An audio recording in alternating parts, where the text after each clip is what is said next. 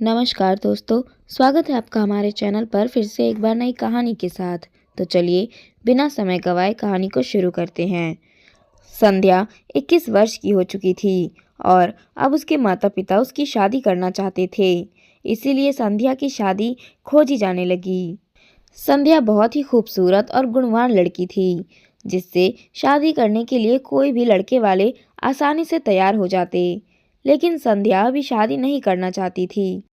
लेकिन माँ-बाप का कहना था कि अब उसकी शादी की उम्र हो चुकी है और समय पर शादी कर लेनी चाहिए।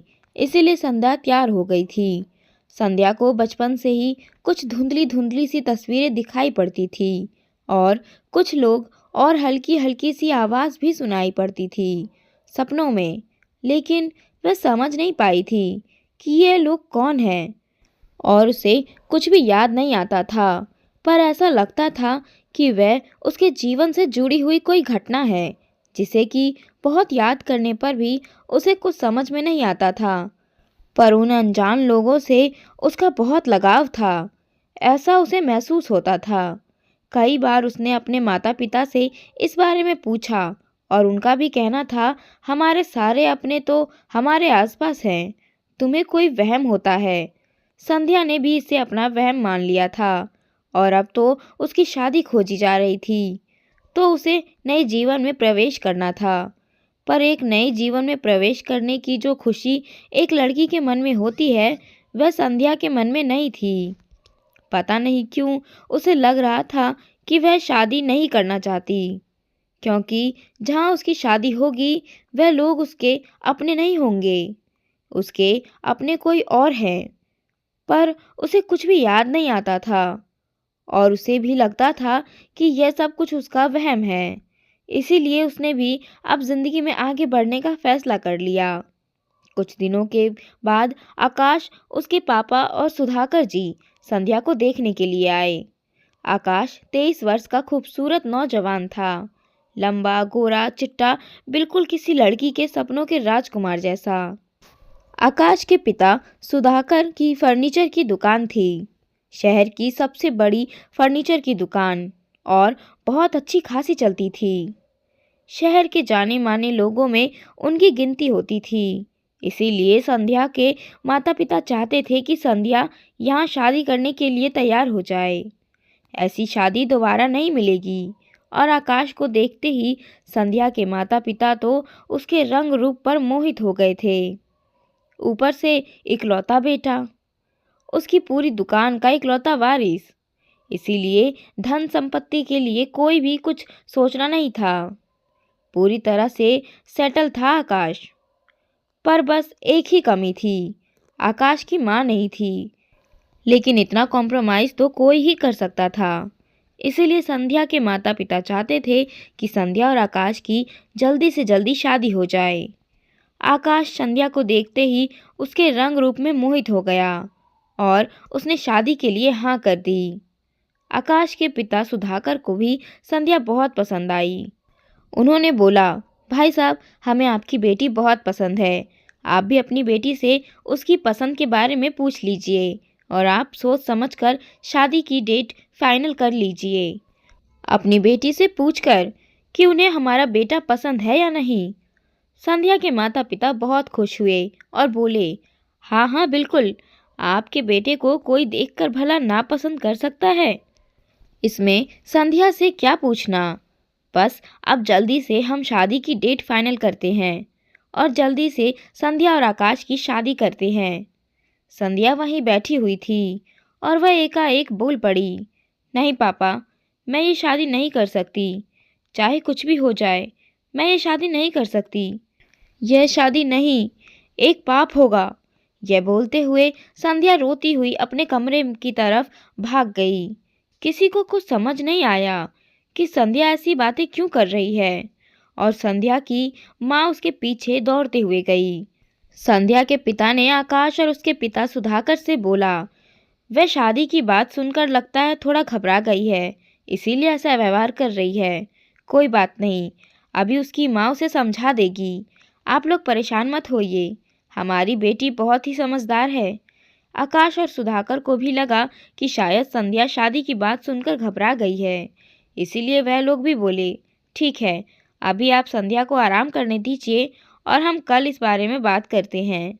यह सुनकर आकाश और उसके पिता सुधाकर अपने घर चले गए। इधर संध्या अपने रूम में बैठकर रो रही थी। वह कुछ भी बोलने को तैयार नहीं थी। उसके मम्मी पापा परेशान हो गए कि संध्या को क्या हो गया है, वह इस तरह का व्यवहार क्यों कर रही है। संध्या के मम्मी पापा ने संध्या से बोला, बेटा घबरा मत, अगर तेरी इच्छा नहीं है तो हम ज़बरदस्ती तेरी शादी आकाश के साथ नहीं करेंगे, पर तू हमें ये तो बता कि आखिर बात क्या है। हमें तो कुछ समझ में नहीं आ रहा कि हमारी बेटी को अचानक क्या हो गया।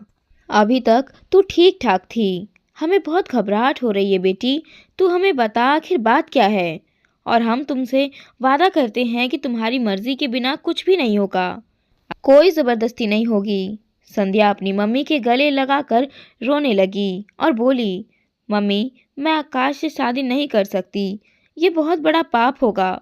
उसकी मम्मी ने बोला, पागल है क्या बेटा, पाप कैसे होगा, इतना सुंदर लड़का है आकाश, तेरा हम उम्र भी है, तू 21 साल की है, वह बस तुझसे 2 साल बड़ा है, 23 साल का है, इतनी अच्छी जोड़ी लगेगी तुम दोनों की, इसमें पाप की कौन सी बात हो गई। हमारी जात बिरादरी का है, अच्छे से सेटल है, कोई कमी नहीं है, खानदानी लोग हैं, लड़के के पिता का व्यवहार भी बहुत अच्छा है, शहर की जानी मानी सबसे बड़ी फर्नीचर की दुकान है। बस एक कमी है, लड़के की माँ नहीं है, वह भगवान के पास जा चुकी है, इतना तो कॉम्प्रोमाइज़ किया जा सकता है, तो इसमें पाप वाली कौन सी बात हो गई। संध्या ने बोला, आप लोगों को कुछ नहीं पता मम्मी, लेकिन अब मुझे सब पता चल चुका है, और जो मैं सपने में देखती थी वह सारे सपने अब मेरे आंखों के सामने हकीकत के रूप में आ चुके हैं, और सारी सच्चाई मैं जान चुकी हूँ, लेकिन आप लोगों को कुछ नहीं पता। संध्या की मम्मी ने बोला, क्या बोल रही है बेटा, हमें कुछ समझ में नहीं आ रहा, साफ साफ बता। संध्या ने बोला, मम्मी मैं आकाश से किसी कीमत पर शादी नहीं कर सकती, और यह पाप इसीलिए होगा क्योंकि एक माँ अपने बेटे से शादी नहीं कर सकती। आकाश मेरा बेटा है, क्या माँ और बेटे की शादी हो सकती है। संध्या की मम्मी ने बोला, पागल हो गई है क्या, आकाश तेरा बेटा कैसे हो सकता है, तेरी अभी शादी कहाँ हुई है, ऊपर से तेरी उम्र 21 साल है, आकाश की उम्र 23 साल है, क्या ऐसा हो सकता है कि माँ की उम्र 21 साल हो और बेटे की उम्र 23 साल हो। आकाश से तो तू कभी मिली भी नहीं है, फिर आकाश तेरा बेटा कैसे हो सकता है, तेरा दिमाग खराब हो गया है क्या। संध्या ने बोला, नहीं मम्मी मेरा दिमाग नहीं खराब हुआ है, आकाश मेरा ही बेटा है, मैंने ही आकाश को जन्म दिया है, लेकिन इस जन्म में नहीं, पिछले जन्म में। संध्या की मम्मी ने बोला, पागल हो गई है क्या। संध्या ने बोला, नहीं मम्मी मैं पागल नहीं हुई हूँ, आकाश के पापा सुधाकर मेरे पति हैं, मैं सुधाकर की पत्नी रजनी हूँ, मैं पिछले जन्म की रजनी हूँ मम्मी, मुझे अब तक याद नहीं आ रहा था पर अब याद आ गया, आज आकाश और उसके पापा सुधाकर को देखकर मुझे सब कुछ याद आ गया, मैं सुधाकर की पत्नी रजनी हूँ और आकाश को मैंने ही जन्म दिया है था। मैं आकाश को नहीं पहचानती क्योंकि जब मेरी मृत्यु हुई थी तो आकाश सिर्फ 1 साल का था, लेकिन सुधाकर को देखते ही मुझे सब कुछ याद आ गया, वह मेरे पिछले जन्म के पति हैं। संध्या के माँ बाप ने बोला, पागल है क्या, तू कैसी बहकी बहकी बातें कर रही है, पिछला जन्म, पिछले जन्म का पति, पिछले जन्म का बेटा, ये सब फिल्मी बातें होती है बेटा, ऐसा कुछ नहीं होता, तुझे शादी नहीं करनी है तो मत कर, पर ऐसी मन घड़त बातें मत बना, ऐसा कुछ नहीं होता, हमें पता है तुझे शादी करने का मन नहीं है, इसीलिए तो तू ये झूठी कहानी सुना रही है, लेकिन ऐसी बातें करके तू अपनी ज़िंदगी क्यों ख़राब कर रही है। तू साफ साफ शादी के लिए मना कर दे, हम ज़बरदस्ती तो तेरी शादी आकाश से नहीं करा देंगे। संध्या ने बोला, नहीं मम्मी शादी तो मुझे अब करनी है, हर हाल में करनी है, लेकिन आकाश से नहीं, सुधाकर से, मेरे पति से, मेरे पिछले जन्म के पति से। संध्या के पापा ने बोला, पागल हो गई है क्या, सुधाकर मेरी उम्र का है, लगभग 50 साल का होगा, और तू उससे शादी करने की बात कर रही है? संध्या ने बोला। हाँ, मुझे पता है, लेकिन सुधाकर ने रजनी के मरने के बाद आज तक दूसरी शादी क्यों नहीं की, जबकि आकाश सिर्फ 1 साल का था। आप लोगों को यह बात नहीं पता, मुझे पता है, क्योंकि मैं उसकी पहली पत्नी रजनी हूँ। मेरे लिए ही सुधाकर ने आज तक दूसरी शादी नहीं की, मुझे दिया हुआ वादा निभाने के लिए, और इसीलिए भी उनकी शादी नहीं हुई, क्योंकि मुझे दोबारा जन्म लेकर उनकी ज़िंदगी में आना था और अपनी शादीशुदा ज़िंदगी बितानी थी। बहुत प्यार करते थे मैं और सुधाकर, लेकिन हम साथ नहीं रह पाए। कुदरत को कुछ और ही मंजूर था। हमारी जोड़ी बहुत अच्छी थी और हम एक दूसरे को बहुत चाहते थे। हमारी शादी को सिर्फ 2 साल हुए थे और आकाश हमारे जीवन में आया था। आकाश अभी 1 साल का हुआ था। एक दिन मैं छत पर कपड़े उतारने गई थी, क्योंकि बहुत तेज़ बारिश हो रही थी, और छत पर जमी हुई काई में मेरा पैर फिसल गया और मैं छत से नीचे गिर गई थी। मेरा सर बुरी तरह से फट गया था और बहुत खून निकल रहा था। सुधाकर दौड़कर मेरे पास आए थे।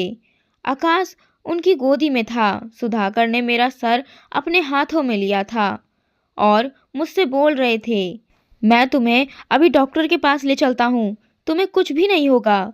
लेकिन बहुत ही तूफ़ानी बारिश हो रही थी और मुझे समझ में आ गया था कि अब मैं बचने वाली नहीं हूँ। मैंने सुधाकर से बोला था कि सुधाकर, मैं बचने वाली नहीं हूँ, मेरा अंतिम समय आ गया है।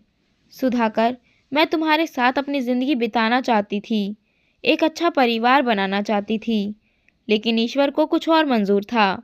हमारा प्यार इस जन्म में अधूरा रह गया।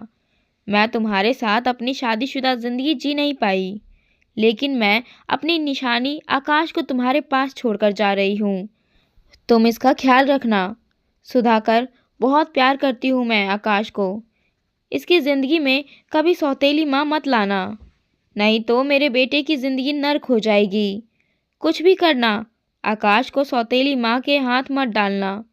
तुम उसके लिए नौकर रख लेना, जो उसको पालने में तुम्हारी मदद करे, लेकिन भगवान के लिए सुधाकर, कभी उसके सिर पर सौतेली माँ का साया मत आने देना। सुधाकर ने बोला। रजनी, तुम कैसी बातें कर रही हो? तुम्हारे अलावा मैं किसी और औरत के बारे में सोच भी नहीं सकता। मैं तुम्हारे साथ ही अपनी ज़िंदगी बिताने के सपने देखता हूँ और तुम्हारे साथ ही बिताऊंगा। मैं तुम्हें डॉक्टर के पास ले चलता हूँ, तुम्हें कुछ भी नहीं होगा, बस तुम थोड़ा सब्र रखो। लेकिन फिर मैं, यानी कि रजनी ने बोला था, मेरे पास वक्त नहीं है सुधाकर, मैं जा रही हूँ। इस जन्म में तो मैं तुम्हारा साथ निभा नहीं पाई, लेकिन मुझे तुम्हारे साथ ज़िंदगी बितानी है, अपना परिवार बसाना है। मैं जाते जाते भगवान से यही दुआ मांग रही हूँ कि मैं तुम्हारी पत्नी बनकर ही जन्म लूँ। मुझे तुम्हारे साथ ही जीवन बिताना है, मुझे तुम्हारी ही पत्नी बनना है। तुम्हारे जैसा जीवन साथी मुझे कभी नहीं मिलेगा। यही बोलते बोलते मेरे प्राण निकल गए थे सुधाकर की गोद में। उसके बाद मुझे कुछ याद नहीं। शायद उसके बाद मैंने आपके घर में जन्म लिया हो, और यही सब कुछ मुझे धुंधली धुंधली सी तस्वीर मेरे सपनों में आती थी, लेकिन कभी कुछ समझ में नहीं आया। कुछ धुंधली धुंधली सी आवाज़ भी सुनाई पड़ती थी, लेकिन कभी कुछ समझ में नहीं आया। लेकिन आज सुधाकर को देखकर ही मुझे सब कुछ याद आ गया, और आकाश को देखते ही और उसका नाम सुनते ही मुझे समझ में आ गया कि यह मेरा बेटा आकाश है, जिसे मैंने पिछले जन्म में जन्म दिया था। और एक माँ अपने बेटे से कैसे शादी कर सकती है? और जब आप लोगों ने बोला कि आकाश की माँ नहीं है, तब मुझे पूरा यकीन हो गया कि यह मेरे सुधाकर हैं और मेरा ही आकाश है, और उसकी माँ इसीलिए नहीं है क्योंकि मैंने मरते मरते अपने पति सुधाकर से वादा लिया था कि वह अपने बेटे को कभी सौतेली माँ के हाथों में नहीं जाने देगा। इसीलिए सुधाकर ने आज तक शादी नहीं की, और अगर मैं उससे यह वादा नहीं लेती तब भी वह दूसरी शादी नहीं करता, क्योंकि बहुत प्यार करता था सुधाकर मुझे। वह आज तक अपनी पत्नी रजनी की याद में अपनी ज़िंदगी गुजार रहा है और आकाश को अपनी पत्नी की आखिरी निशानी मानता है। मैं एकदम सच बोल रही हूँ माँ, मेरी बात मानो, ये सच है। और मैं आकाश की माँ हूँ, तो मैं आकाश से शादी कैसे कर सकती हूँ? भले ही मैं पिछले जन्म की माँ हूँ, भले मैं उससे उम्र में छोटी हूँ, पर मैंने आकाश को जन्म दिया था।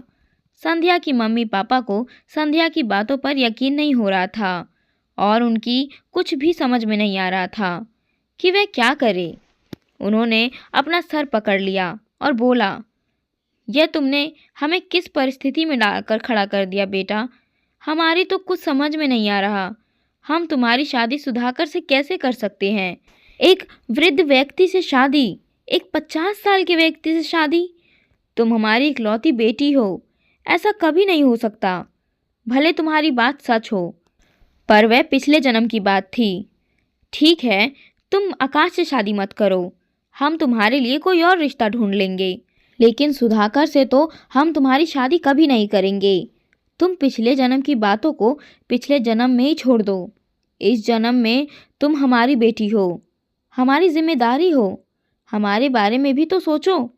हम तुम्हारे माँ बाप हैं। जानते बूझते हम तुम्हारी शादी एक 50 साल के व्यक्ति से कैसे कर दें? ये कभी नहीं हो सकता बेटा। हम इस रिश्ते के लिए मना कर दे रहे हैं, लेकिन सुधाकर से तुम्हारी शादी नहीं हो सकती। संध्या ने बोला, नहीं पापा, ऐसा मत कीजिए। मैं पिछले जन्म में भी सुधाकर के साथ जिंदगी नहीं बिता पाई। भगवान ने मुझे दोबारा मौका दिया है उनके साथ जिंदगी बिताने का।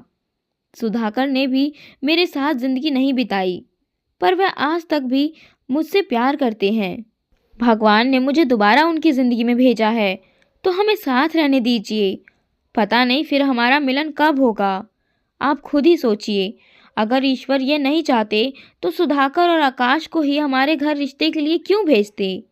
कोई और लड़का भी तो हो सकता था, पर ईश्वर को भी यही मंजूर है कि मैं फिर से सुधाकर की जीवन संगिनी बनूं और उसके साथ अपनी जीवन बिता पाऊं। इसीलिए आकाश और सुधाकर ही आए हमारे घर में और मुझे पिछला जन्म याद आ गया। एक बार सोच कर देखिए पापा, यह सब कुछ मात्र संजोग नहीं हो सकता। संध्या के पापा ने बोला, बेटा तुम्हारी इन बातों पर तो हम यकीन भी कर ले, लेकिन सुधाकर नहीं करेंगे और ना ही दुनिया करेगी। संध्या ने बोला, वह ज़रूर करेंगे, क्योंकि अभी उन्हें कुछ पता नहीं। जब मैं उन्हें मिलूंगी और उन्हें बताऊंगी तो वह क्या हर कोई यकीन करेगा कि मैं रजनी हूँ। संध्या की मम्मी पापा को कुछ समझ में नहीं आ रहा था और वह बोले, अब जैसा तुम्हें ठीक लगे। अगले दिन सुधाकर का फ़ोन आया और उन्होंने बोला, आपने आकाश और संध्या के रिश्ते के बारे में क्या सोचा है? संध्या के पापा ने बोला, आप लोग हमारे घर आ जाइए, हमें आपसे कुछ ज़रूरी बातें करनी है। फ़ोन पर नहीं हो सकती, आप घर आइए, फिर हम बात करते हैं। सुधाकर को बहुत अजीब लगा कि वह फ़ोन पर साफ साफ क्यों नहीं बता रहे हैं कि बात क्या है। फिर भी सुधाकर संध्या के घर गए। वहाँ पर संध्या के माता पिता ने संध्या की कही सारी बातें सुधाकर को बताई। सुधाकर को सुनकर यकीन नहीं हुआ और वह बोला, ये कैसी बातें कर रहे हैं? ऐसा कैसे हो सकता है? ये सब तो फिल्मी बातें होती हैं। सच में थोड़ी ना कोई दोबारा जन्म लेकर इस दुनिया में आ जाता है। तब तक संध्या आ गई और उसने बोला, आ जाता है सुधाकर, और मैं आ गई हूँ। मैं तुम्हारी रजनी हूँ सुधाकर, तुम्हारी गोद में मैंने अंतिम सांस ली थी। कुछ याद है? तुम्हें जाते जाते मेरे आखिरी शब्द यही थे कि हमारे आकाश के लिए कभी सौतेली माँ मत लाना। मैं तुम्हारे साथ ज़िंदगी बिताना चाहती थी, अपना परिवार बसाना चाहती थी, लेकिन भगवान ने मुझे वह मौका दिया ही नहीं था और शादी के 2 साल बाद ही मेरी मृत्यु हो गई थी, इस तड़प के साथ कि मैं तुम्हारे साथ जीवन नहीं बिता पाई। लेकिन जाते जाते मैंने तुमसे दूसरी शादी नहीं करने का वादा लिया था, जो तुमने आज तक निभाया, और शायद मृत्यु के बाद मैं इस घर में पैदा हुई। याद करो सुधाकर, मेरी मृत्यु को 22 साल हुए हैं। हमारा बेटा आकाश 23 साल का है, क्योंकि मेरी मृत्यु के समय वह 1 साल का था और मैं 21 की हूँ इस जन्म में, क्योंकि अपनी मौत के 1 साल बाद मैंने इस घर में संध्या बनकर जन्म लिया। यह सब कुछ मात्र संजोग नहीं हो सकता सुधाकर। सुधाकर ने बोला, यह सब तो सामान्य बातें हैं। जो कोई भी जान सकता है कि मेरी पत्नी की छत से गिरकर मृत्यु हुई थी। मेरी गोद में मेरी पत्नी की जान गई थी। यह सब तो मेरे मोहल्ले का हर कोई जानता है। इसमें नई बात क्या है? मैंने आज तक शादी नहीं की, यह हर कोई जानता है। इसमें नई बात क्या है? अपनी उम्र तो देखो, क्यों ऐसी बचकानी बातें कर रही हो? और मेरी उम्र देखो। क्या तुम्हें लगता है कि पूरी जवानी मैंने शादी नहीं की और अब इस उम्र में आकर एक जवान लड़की से शादी कर लूँगा? वह भी उस लड़की से जिसके लिए मैं अपने बेटे का रिश्ता लेकर आया था। संध्या ने बोला, तुम्हारा नहीं, हमारा बेटा। और एक माँ अपने बेटे से कभी शादी नहीं कर सकती। हाँ, मैं इस जन्म में संध्या हूँ, पर पिछले जन्म में मैं रजनी थी और आकाश को मैंने अपनी कोख से पैदा किया है। और मुझे एक एक चीज़ याद आ गई है। भले अभी तुम्हें नहीं समझ में आ रहा, पर तुम्हें मेरी बात समझ में आएगी सुधाकर। मैं तुम्हें कुछ ऐसी बातें बता सकती हूँ जो सिर्फ तुम और मैं जानते थे, तीसरा कोई नहीं जानता। तब तो तुम्हें यकीन होगा ना कि मैं रजनी हूँ। तो मैं तुम्हें बताती हूँ। हमारी शादी के बाद तुमने मुझे पहला तोहफा क्या दिया था? तुमने मुझे एक मंगलसूत्र दिया था जो कि मरते वक्त मैं अपने गले में पहन कर रखा था। उसके बाद वह कहाँ है ये तुम जानते होगे। शायद तुमने उसे देखा हो। तुम्हें गुलाब के फूल से भयानक एलर्जी है।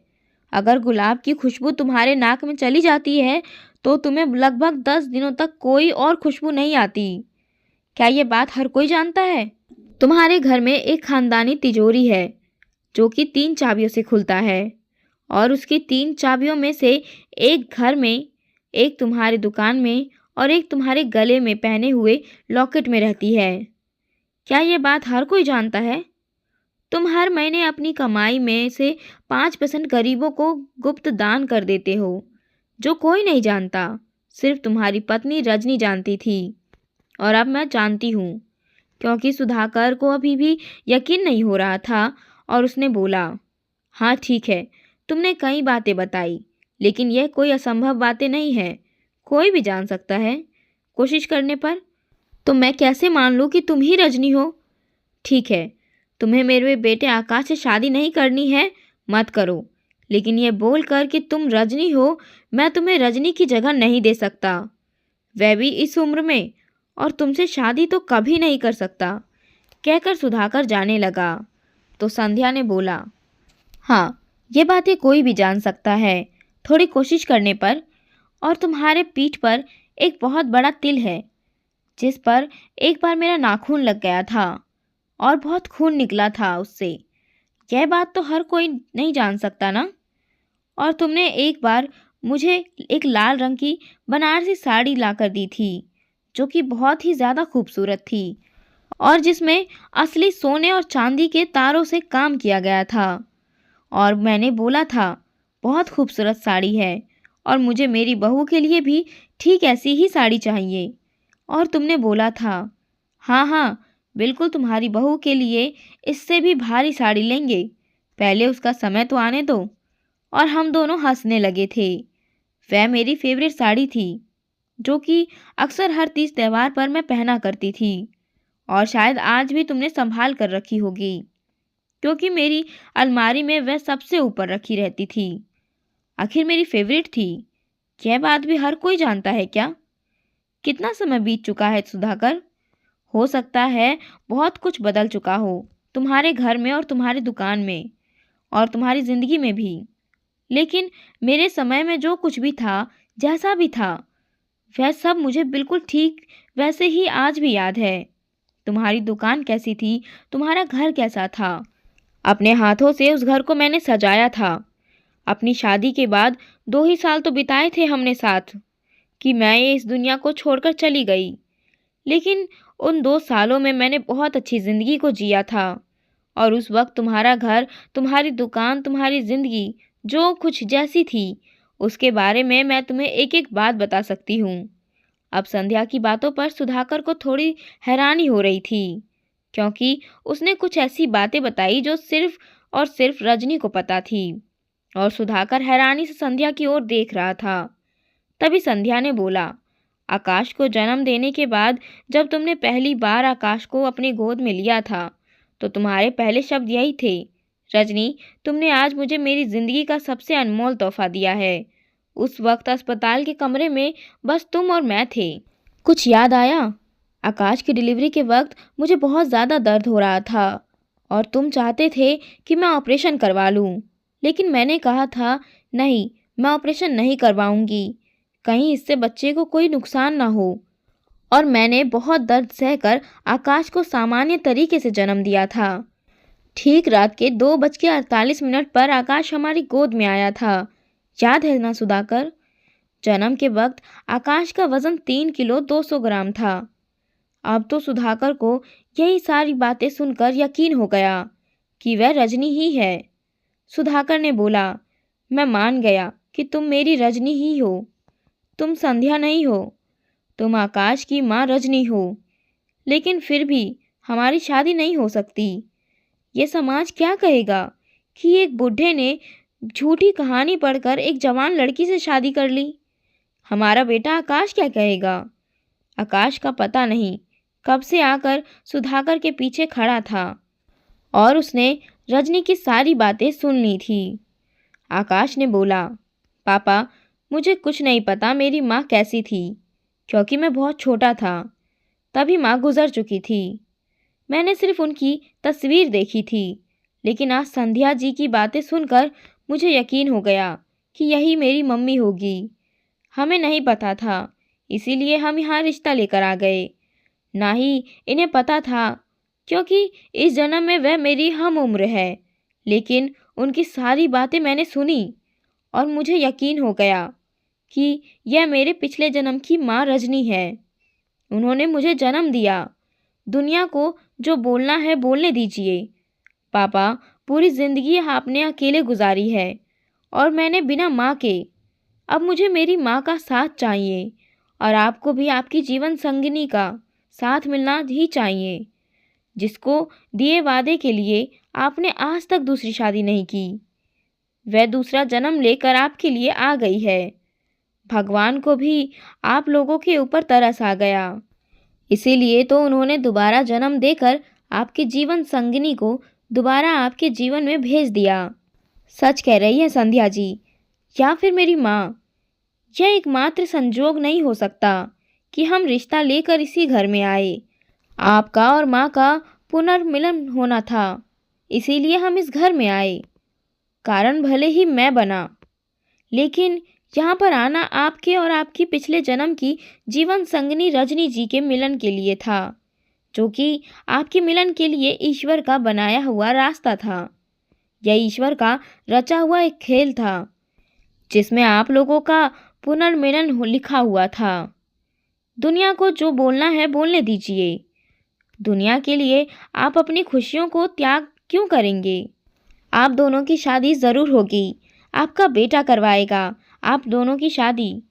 लेकिन हाँ, माँ के इस जन्म के माता पिता की मर्जी के बिना नहीं। और मुझे पूरा यकीन है अपनी बेटी की खुशियाँ तो वह ज़रूर चाहेंगे।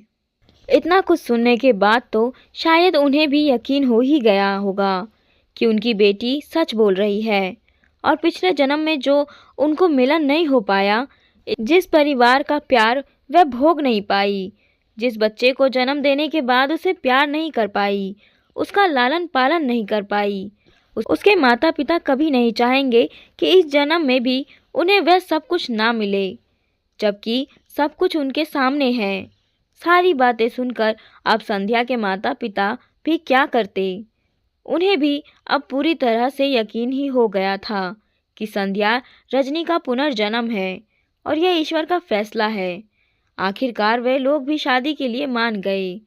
समाज के कुछ लोगों ने इस तरह तरह की बातें बनाई, जिसे उन लोगों ने पूरी तरह से इग्नोर किया और संध्या और सुधाकर की शादी करवा दी। आज संध्या अपने उस घर में वापस दुल्हन बनकर आ चुकी थी, जिस घर से उसकी अर्थी निकली थी।